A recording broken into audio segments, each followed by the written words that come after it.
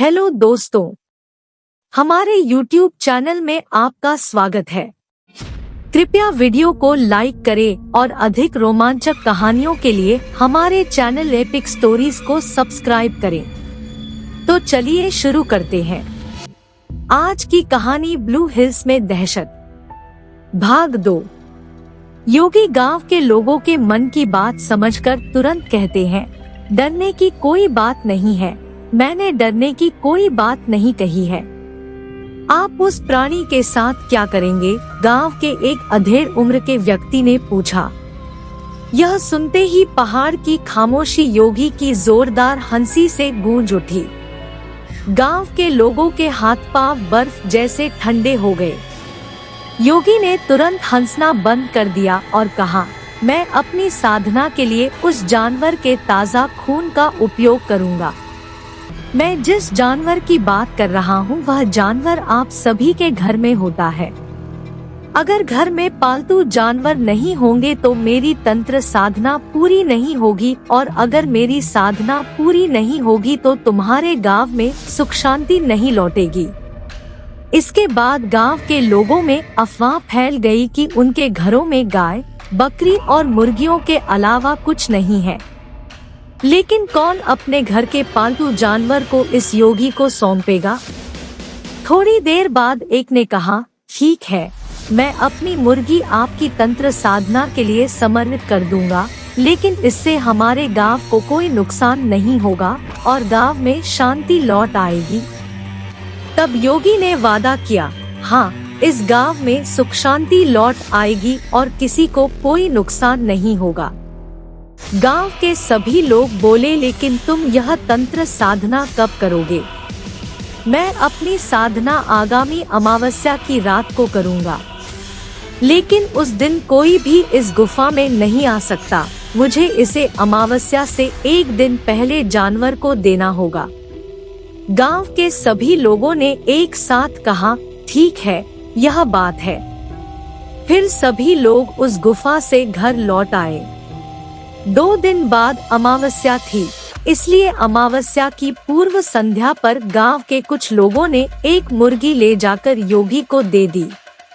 योगी ने जानवर ले लिया और उन्हें जाने के लिए कहा। वे सभी खुश होकर घर लौटे। अमावस्या के दिन कौआ गिद्धों का एक समूह आकाश में पूरे गांव में घूमता रहा। ऐसा लग रहा है जैसे आप गांव में फंस गए हैं। गांव वालों को पता ही नहीं चला कि डर का साया धीरे धीरे पूरे गांव में छा गया है। गांव की सड़कें पूरी तरह खाली है।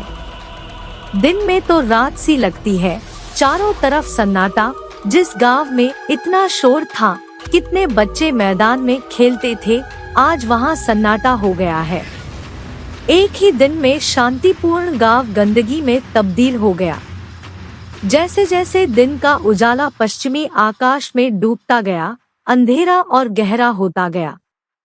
पूरे गांव में सन्नाटा और अंधेरा छाया हुआ है। सुनसान गांव में कुत्ते और लोमड़ियां कभी कभी किसी अज्ञात चीज के डर से चिल्लाने लगते हैं, और यह हवा में गूंजकर और भी भयावह माहौल बना गया। रात किसी तरह हर पल बड़े डर के साथ कटी। जब गांव में सुबह का उजाला हुआ तो गांव के सभी लोग एक दूसरे को ढूंढने लगे कि किसी के घर में कोई घटना तो नहीं घटी है। गांव के लोगों के साथ कोई घटना नहीं हुई, सभी लोग ठीक है। इसके बाद गांव के सभी लोगों ने खुशी मनाई। आज से शांतिपूर्ण गांव में सुख शांति लौटेगी। अफसोस, ग्रामीण भगवान की लिखावट कुछ और है। गांव के लगभग सभी लोग अपने मन की खुशी के साथ नीले पहाड़ की ओर रवाना हुए। जैसे ही वे नीले पर्वत की गुफा के पास आए तो सभी भयभीत हो गए। कुछ अन्य लोग किसी तरह पहाड़ से नीचे उतरे। जैसे ही वह नीले पर्वत की गुफा के पास पहुंचा, उसने वहां योगी का रक्तरंजित जमा हुआ शरीर पड़ा देखा। एक शिकारी भेड़िए ने आंखें फोड़ ली है और खुले मुंह में खून बह रहा है। सीने का मांस निकाल दिया गया। अबला पशु की गर्दन दोनों ओर हो गई पकड़। पहाड़ की गुफा के चारों ओर रक्त, तंत्र, साधना सामग्री बिखरी हुई है। किसी भी ग्रामीण को कुछ समझ नहीं आया। भयावह स्थिति को देखकर हर किसी के चेहरे पर सिर्फ गहरे डर का भाव। ऐसे में योगी को गुफा में छोड़कर सभी लोग घर की ओर भागने लगे। नील पहाड़ की गुफा में यह इस तरह की पहली घटना थी, इसलिए गांव के लोग डर के मारे सहम गए। लेकिन पहाड़ की गुफा में हुई ऐसी दुखद घटना का प्रकोप कुछ दिनों के बाद निश्चिंतर गांव पर पड़ा। एक के बाद एक इतनी भयानक मौत से गांव के लोगों का कोई भी जानवर नहीं बचा। वृद्ध ब्रज ने आधे उड़िया और मिश्रित बांग्ला में ज्ञानपूर्ण बातें कहीं। रजत ने पूछा, तो फिर क्या हुआ? उस दिन थुयो लोकोमेन को काट कर मार डाला गया था। लगभग सभी लोग गांव छोड़कर चले गए। बाप ठाकुरदा का घर, मैं कैसे निकल जाऊं, मुझे काट लिया गया है, ब्रजबाबू ने कहा।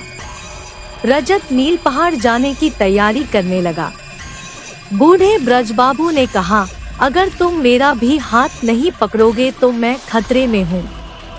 रजत कहता है, मुझे कुछ नहीं होगा, मैं जीवन भर इसकी तलाश करता रहा हूँ। खतरा मुझ पर आसानी से हावी नहीं होता। माँ चामुंडा सदैव मेरी रक्षा करती है।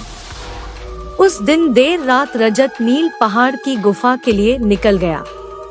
जब रजत गुफा के पास आया तो उसे साफ समझ आ गया कि उसके आसपास अदृश्य रूप से कोई है।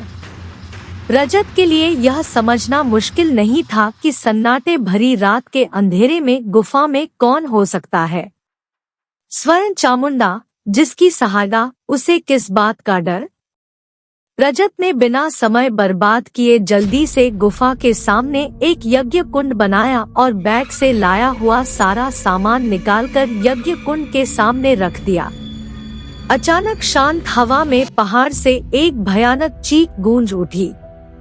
रजत ने कुमुंडल से गंगाजल लिया और गुफा के चारों ओर बिखेर दिया।